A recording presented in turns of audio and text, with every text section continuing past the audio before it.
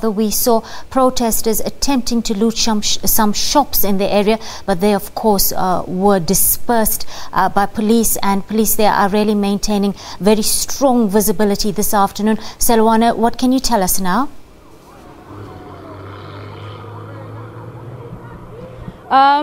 We can tell you that right now police are trying their best, as we can see at this point, to maintain high visibility, although what we're seeing on the ground is that the manpower really is not that strong.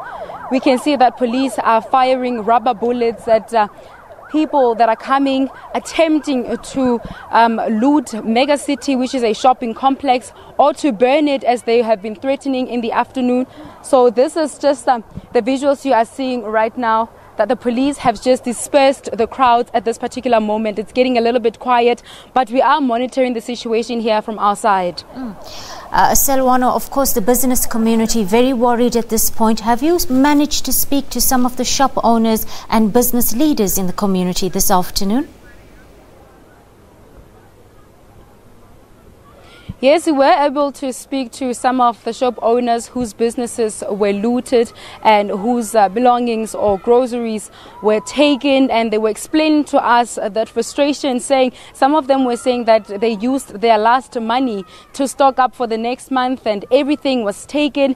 Now they're not sure how they're going to start again to pick up their businesses from ground, and some of them were really telling us that they are wondering if any arrests are going to be made. Yesterday, you'd remember that we did capture live as the looting was happening, but as to arrest having been made specifically related to the lootings, we have not received that update as yet. But police were able to confirm with us this morning that a total of 23 people have been arrested since Wednesday, and that 9 of them already appeared in court in Mahikeng, where they were released on warning. And at this point, we're still waiting perhaps to see what more developments could come out of this story.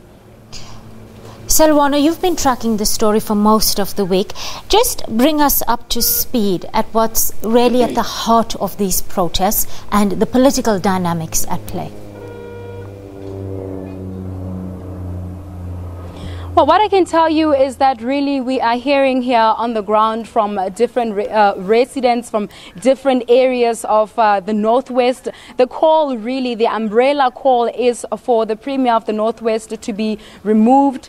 People are saying that under the leadership of the Premier Supra Mahumapelo, they haven't really seen service delivery. Another issue worth highlighting perhaps is that we have seen how the Premier really has lost a lot of support from ANC alliances, including the SABC, Nehawu, Kosatu, Dinosa, the Young Communist League, and the ANC Youth League, on the other hand, also is among these alliances that are supporting the call for the Premier to be removed or for the Premier to resign. On the other hand, when it comes to some people who are showing support from the Premier, we're getting really that there is a group that calls itself Hands Off Supra Movement. These are the people that show up on days like this where there is chaos and where there is public calls for the Premier to step down. The group would come and say, the Premier is doing well, we are happy with the Premier. But what I can say is that really,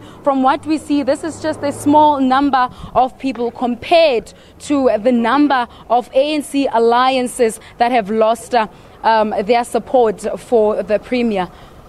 Selwana Kakao, our reporter, coming to us from Mahikeng now, where that story of the protest action is still developing. She's telling us, Peter, that police are dispersing would-be looters at this point.